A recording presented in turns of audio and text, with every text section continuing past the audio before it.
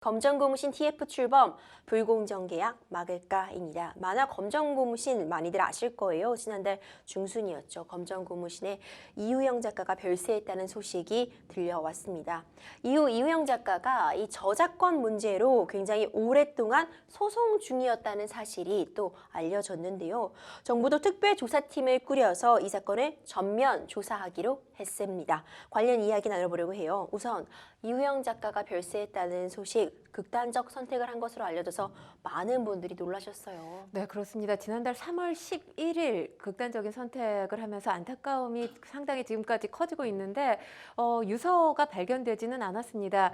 이유영 작가 하면 검정고무신과 뗄래야 뗄 수가 없죠. 왜냐하면 검정고무신이라는 작품으로 이 만화가 생활을 시작했던 겁니다. 1992년에 이 만화가로 데뷔를 한 이래 이 검정고무신의 역사가 상당히 길어요. 2006년까지 한 만화 잡지에 계속해서 연재가 됐습니다. 이 연재 상당히 인기를 끌면서 단행본, 45권의 단행본으로 출간되기도 했었거든요. 1960년대 서울을 배경으로 하고 있고요.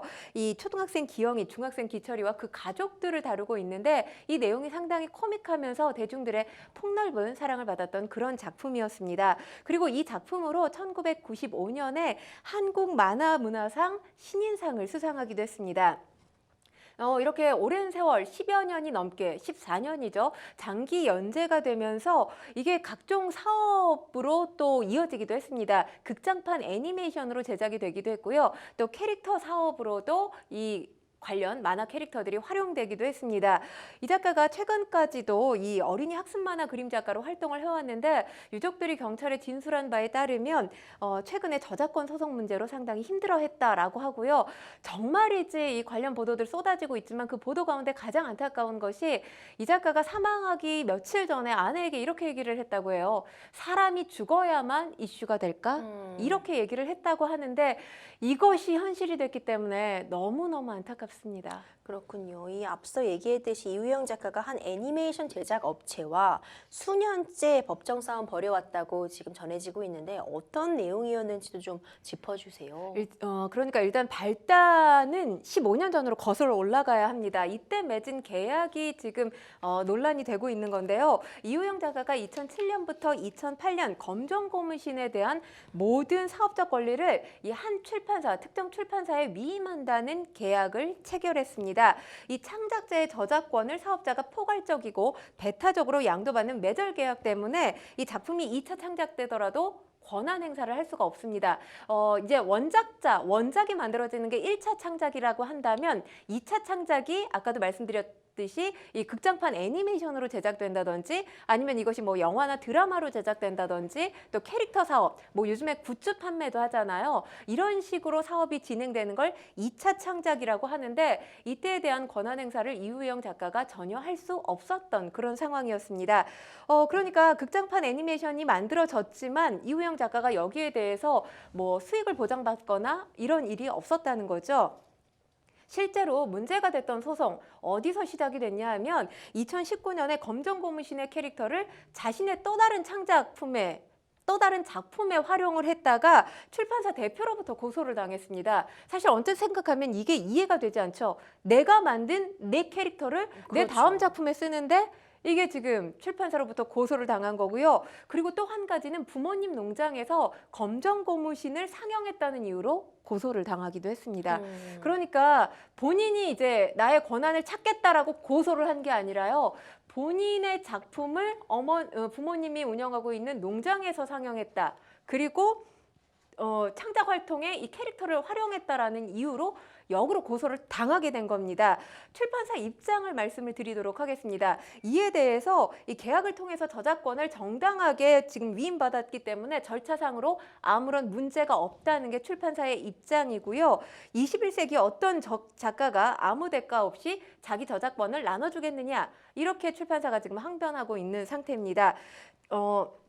사실 또 지금 출판사의 입장은 모든 수익 내역을 공개하고 있고 계약 내용에 따라서 저작권 역시 정상적으로 지급됐다 이렇게 주장을 하고 있기 때문에 사실 지금 뭐 저작권 관련해서 이유영 작가가 받은 금액 뭐 조금 후에 말씀을 드리겠지만 상당히 놀랄 만큼 적은 금액을 받았거든요. 근데 지금 출판사는 모든 내역을 공개했다고는 하지만 이게 어떤 루트를 통해서 이 금액이 산정됐는지는 아직 알 수 없다는 게 유족 측의 입장입니다. 그렇군요. 사실 검정고무신 웬만한 분들 다 아실 정도로 유명한 만화고요. 또 국민 만화라고 불릴 만큼 인지도도 상당히 높았습니다. 극작판으로 제작되기도 해서 원작자가 참 명성과 부를 다 가졌을 거라 사실 그렇게 생각하시는 분들 많았을 것 같은데 들여다보면 그게 전혀 아니었던 거군요. 네, 그렇습니다. 아까도 제가 말씀드렸지만 터무니없이 굉장히 적은 금액을 저작권료로 받았거든요.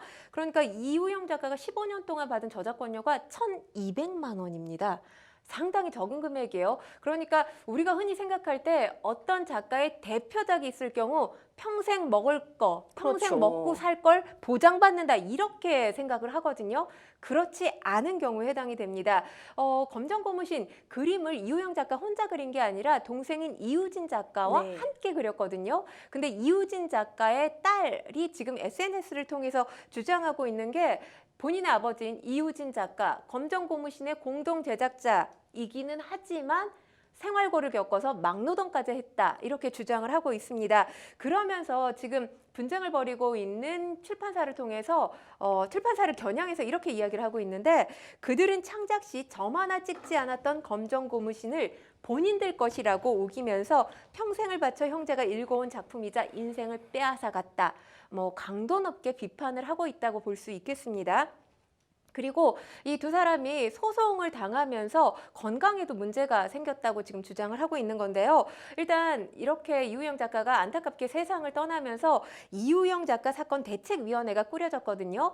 여기서 지금 변론을 맡고 있는 변호인이 한 언론사와 가진 인터뷰 내용을 보면 이 15년 동안 검정고무신을 통해서 사업화된 이 사업의 개수가 77개라고 합니다. 이게 지금 넘어서고 있는데 이우영 작가가 수령한 금액 아까도 말씀드렸지만 상당히 적은 금액이에요. 그런데 어떤 명목으로 지급된 돈인지 알 수 없다는 게 지금 대책위의 설명입니다. 그렇군요. 사실 이 고 이우영 작가가 저작권 분쟁으로 힘들어했다는 사실이 알려지게 되면서 창작자 권리 보호를 외치는 목소리가 문화계 전반으로 확대가 되고 있습니다. 네, 그렇습니다. 근데 중요한 게 지금 이런 목소리에도 불구하고 저작권법 개정안 계속해서 국회 문턱을 통과하지 못하고 있습니다. 그러니까 어찌 보면 이우영 작가가 극단적인 선택을 할 수밖에 없었던 데에는 국회의 게으름도 한 원인이 될 수 있지 않나라는 생각이 드는데요. 2차 저작물에 대한 권리가 저작권자에게 있음을 언급한 이 문체부 표준계약서라는 게 있습니다. 표준계약서가 있기 때문에 그래도 2차 저작물과 관련된 저작권 원작자가 주장을 할 수 있게 됐다라는 긍정평가가 있기는 합니다만 이 표준계약서 중요한 건 의무사항이 아니에요. 그러니까 법과 같은 효력이 없습니다. 권고사항에 불과하기 때문에 실효성으로 본다면 상당히 미미한 수준이라고 볼 수 있고요. 이번에 이우영 작가가 세상을 떠나면서 이 웹툰협회 그리고 음악 저작권 협회가 창작자의 권리보호 장치를 마련해달라 이렇게 촉구하고 나선 상황입니다. 또 동료 만화가들도 이 대책위원회를 결성하고 공동 대응에 나선 건데요. 일단 우선순위가 어떤 거냐면 이 작가와 출판사가 맺은 불공정 계약, 앞으로 더 자세히 말씀을 드리겠지만 이 계약으로 활용에 제동이 걸린 검정고무신 캐릭터를 다시 찾겠다는 겁니다. 그러니까 원작자가 창작 활동을 통해서 만들어낸 캐릭터지만 그 권한은 출판사에 있는 거죠. 이에 대한 권한을 다시 찾겠다. 이런 목표를 세우고 있습니다. 그리고 지금 창작자들이 공통적으로 내는 목소리가 있어요. 어떤 거냐 하면 이 저작권, 창작자가 아닌 누구도 가지면 안 된다라는 것이 지금 창작자들이 내고 있는 공통적인 목소리에 해당이 됩니다. 일단 번번이 국회에 계류되다가 또 이 시간이 지나면 자동 폐기됐던 저작권법 개정, 이번 일을 계기로 관철될지 주목되고 있는 상황입니다. 근데 변호사님 사실 아까 제가 잠시 언급을 했지만 네. 매절 계약이라는 게 지금 문제가 되고 있거든요. 이 매절 계약 사실 관행처럼 여겨지고 있어요. 신인 작가들 같은 경우는 울며 겨자 먹기식으로 이 매절 계약 체결할 수밖에 없는 상황인 것도 현실입니다. 매절 계약이 어떤 건지 정확하게 설명 좀 해주시죠. 네, 언뜻 생각하시면은 이해가 안 되실 수는 있을 것 같아요. 왜냐하면 사실 어떤 창작물이 있으면 그 창작물 자체, 그러니까 책이 발간되면 그 책 출판하는 것 자체로도 수익을 올릴 수 있는 거지만 그보다는 마중에 이 작품이 굉장히 잘 됐을 때 이게 드라마화 된다거나 영화화 된다거나 아니면 캐릭터, 굿즈 등이 만들어진다면 사실 정말 기하급수적으로 그와 관련된 수입이 늘어날 수 있거든요. 하지만 이제 새로 등단하는 소위 말하는 그런 신입 작가들, 신생 작가들 같은 경우에는 일단 내 작품을 세상에 내보이는 게 너무 중요하잖아요. 그렇죠. 그런 기회를 잡기 어렵다 보니까 매절 계약이라는 거를 체결하게 되는데 결국 처음에 애초에 출판할 때 이와 관련된 부수적인 2차 저작물에 대한 권한, 뭐 영화로 만든다거나 이후 저작물을 통해서 얻을 수 있는 추가적인 수익 모두를 애초에 출판사에게 넘기는 식으로 계약을 체결하는 겁니다. 출판사로서는 이제 신인 작가니까 이 사람이 잘 될지 안 될지 확신이 없는 과정에서 출판을 한다는 그 리스크를 떠안기 때문에 그런 부분도 사실 이 매절 계약이 또 성행하고 있었는데 사실상 이 내용을 보면은 불공정 계약이라고 할 수 있는 부분이 있을 수밖에 없죠.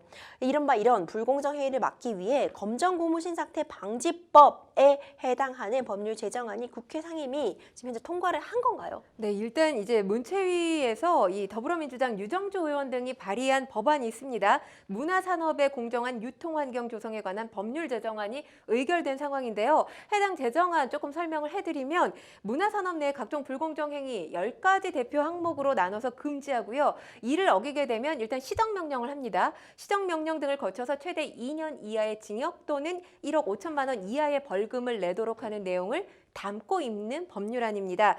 구체적으로 보면 뭐 투자 배급사라든지 드라마를 방송으로 내보내는 방송사가 영화 드라마 감독의 권한을 침해하고 또 제작에 개입을 하거나 또는 매출이 안 나온다는 이유로 웹툰 연재를 계속하고 있었는데 어느 순간 중단시키는 경우도 있습니다. 이렇게 강제로 끝내는 행위 등이 10대 금지 항목에 포함됩니다. 특히 지적재산권 양도를 강제하거나 현저히 낮은 수준으로 관련 수익을 분배하는 것도 금지가 됩니다. 그러니까 어찌 보면 매절 계약을 금지한다라고 볼 수 있는 내용이죠. 그렇기 때문에 이 법률안이 실제 적용이 된다면 최근 세상을 떠난 우리 이우영 작가와 같은 사태, 이런 사례들을 막을 수 있지 않을까 하는 기대감도 생겨납니다. 또 문체부가 검정고무신 계약 관련 특별조사팀 설치에 좀 전면 조사에 착수를 하겠다는 거죠. 우리 사회는 사실 지금 이우영 작가 이 사태뿐만 아니라 모든 부분이 누군가가 세상을 떠나게 되면 사건이 일파만파로 확대되면 항상 뒷북 대응을 한다는 게 문제가 아닌가 싶습니다. 그나마 뒷북 대응이라도 하는 것이 나은 것인지는 모르겠는데 일단 문체부도 이제서 움직이기 시작했습니다. 이 검정고무신 계약 관련해서 예술인 권리보장법 위반 여부를 조사할 예정이라고 밝혔는데요. 일단 신고 내용을 토대로 출판사 현장 조사를 하고 또 이 계약 문건 일체를 열람하고요. 계약 상대방 진술을 포함한 관계자 출석 조사 필요 여부를 검토 중에 있는 상황입니다. 이 조사 결과 불공정 행위가 발견된다거나 아니면 권리보장법 위반 사항이 발견됐을 경우에 이 예술인 권리보장위원회의 심의 의결을 거쳐서 출판사에 대한 시정명령, 수사 의뢰 등의 조치를 취하게 됩니다. 또 불공정 계약 강요한 사례가 발견이 될 경우에 공정거래위원회를 포함해서 관계기관에 통보해 후속 조치가 이루어지도록 할 계획입니다. 그리고 관련해서 지금 TF가 꾸려진 상황이거든요. 제2의 검정고무신 사태 방지 TF입니다. 이를 통해서 창작자들이 겪게 되는 저작권과 관련된 불공정한 계약을 방지하고자 저작권 법률 지원센터를 구축할 계획도 가지고 있습니다. 그렇군요. 우리 평론가님 말씀처럼 이렇게 소 잃고 외양간 고치는 형식으로 또다시 이렇게 안타까운 사건이 발생하고서야 좀 문제를 해결하려고 하는 이런 시도들을 한다는 게 참 안타깝게 느껴지긴 합니다.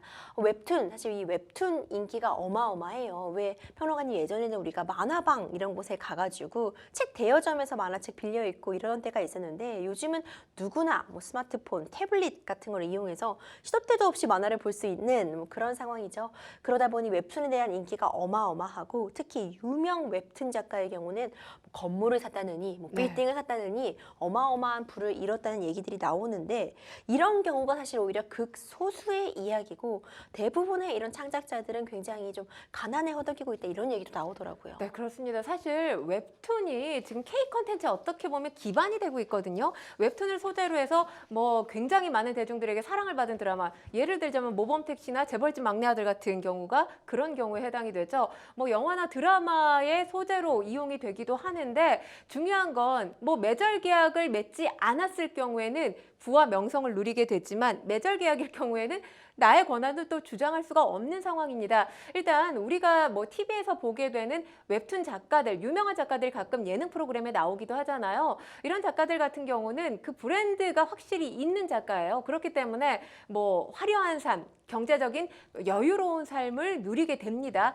하지만 일반적인 웹툰 작가들은 사실 거리가 멀죠. 일단 뭐 노동 강도만 하더라도 저희가 주 69시간 관련해서 지난 시간에 얘기를 나누기도 했지만 이들의 노동 강도는 뭐 시간으로 사실 제한하기가 어려운 지경입니다. 그리고 일정한 수익이 보장이 되지 않는 경우도 허다하기 때문에 이를 또 고민하다가 극단적인 선택까지 또 생각에 이르는 경우도 많다고 지금 얘기가 들리고 있는데요. 가장 중요한 건 사실 계약서 관련 문제입니다. 뭐 아까도 계속해서 매절 계약이라는 말씀을 드리고 있는데 중요한 게 일단 신인 작가이기 때문에 특별한 요구 조건을 달 수가 없어요. 그렇게 된다면 너는 신인 작가고 이름이 없는데 너에 대한 리스크를 우리가 감당할 필요가 없지. 계약하지 않을 거야. 출판사는 이런 입장들을 아마도 내세울 가능성이 커집니다. 그러다 보니까 이런 요구 조건을 일일이 따질 수가 없고 사인부터 하는 경우가 있죠. 그런데 봤더니 내가 만들었던 캐릭터가 어떤 회사에 홍보에 활용이 된다거나 아니면 상품으로 판매가 된다는 이런 소식을 전해 들었는데 가서 따져봐야 소용이 없습니다. 그때 이제 계약서 하나를 내밀죠. 이렇게 계약을 했기 때문에 이 권한은 너한테 없어. 이럴 경우에 상당히 고민이 된다는 건데 일단 계약서 내용을 조금 제가 말씀을 드리면 저작물 및 그에 파생된 모든 2차적 사업권을 포함하고 원작 출판권에 의한 2차적 권리를 가지며 이거 지금 시청자분들이 과연 이해를 했을까요? 어렵죠. 네, 변호사님 같은 법조인분들 아닌 이상은 이 계약서 내용을 한 번에 보고 파악하는 경우가 아마도 없지 않을까 싶습니다. 창작자들 같은 경우는 더더욱 그럴 수 있거든요. 그렇기 때문에 만약에 계약을 체결한다면 이걸 뭔가 법조인을 찾아가서 자문을 구해야 되는데 사실 창작자들이 이름을 알리기 전까지는 모든 것이 사실 부담스러울 수밖에 그렇죠. 없거든요. 그런데 나중에 이제 사인을 하고 나서 이런 일이 불거지게 되면 소송으로 가는 길밖에 없는데 지금 이우영 작가 같은 경우도 그래요. 계약서상 그렇게 계약을 했다면 법적으로 지금 남아있는 이우진 작가가 소송을 건다 해도 이길 확률이 적다라는 지금 평가가 나오고 있거든요. 그렇기 때문에 사실 이 매절 계약 자체가 없어져야 되지 않을까라는 생각을 합니다.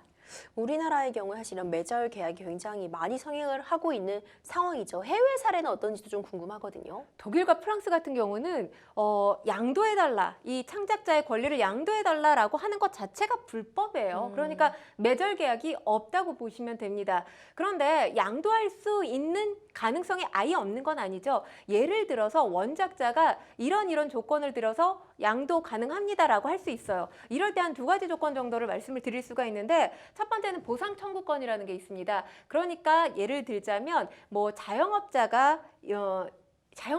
예를 들자면 이제 권리금 같은 거죠. 그러니까 내가 이렇게 해서 영업을 해서 만들어냈기 때문에 거기에 대한 보상을 해달라 이렇게 요구할 수 있는 부분이 있는 거고요. 또 한 가지는 영화계에서 이제 어느 정도의 이 관객이 들어왔을 때 흥행이 됐을 때 그 이후부터는 러닝 개런티 계약을 하는 경우입니다. 이런 방식을 적용해 볼 수도 있습니다. 그러니까 뭐 OTT에서 말하는 연동하는 방식으로 받는 건데 추가적으로 수익이 나게 되면 거기에 대해서 이제 배분을 해달라 이렇게 요구를 할 수 있는 겁니다. 이 두 가지 권리를 전제하게 되면 양도할 수가 있어요. 이럴 경우에 이제 양도를 해도 합리적으로 양도했다고 볼 수가 있는 건데 지금 우리나라 같은 경우는 매절 계약이라는 게 밑도 끝도 없이 원작자의 모든 권한을 출판사에 넘겨라 이런 식으로 지금 계약이 체결되고 있어서 문제가 되고 있는 겁니다. 이 이우영 작가의 죽음 이후 이 불공정 계약에 대한 목소리 계속 나오고 있는데요.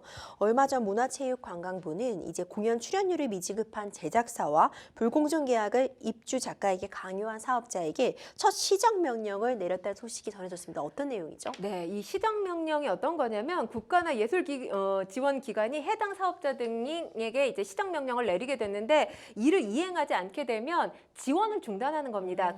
그러거나 또는 지원에 배제될 수가 있는 건데요. 문체부가 이 배우 6명에게 출연료를 미지급한 이 뮤지컬 제작사에 대해서 출연료 지급을 하라고 명령을 한 상태입니다. 출연료 미지급 예술인신문고에 가장 많이 접수가 되는 사항이에요. 무려 지금 56%를 넘어섰습니다. 직접적인 경제적 피해가 있죠. 왜냐하면 무대에 선 사람들이 출연료를 받지 않으면 이 먹고 사니즘에 브레이크가 걸릴 수밖에 그럼요. 없는 문제예요. 그런데 민법상 예술인의 출연료 채권 시효가 1년으로 비교적 짧은 편에 해당이 됩니다. 이런 점을 고려해서 한국예술인복지재단은 법률 지원을 통해서 시효를 연장하도록 하는 한편 또 안정적으로 채권을 확보하는 데 도움을 주고 있고요. 또 이건 말고 또 하나 시정명령이 내려진 건이 있는데요. 입주 작가에 대한 불공정한 계약을 강요한 문학 레지던스 운영 예술 사업자에게 계약서 변경과 재발 방지 대책 제출을 명령하기도 했습니다.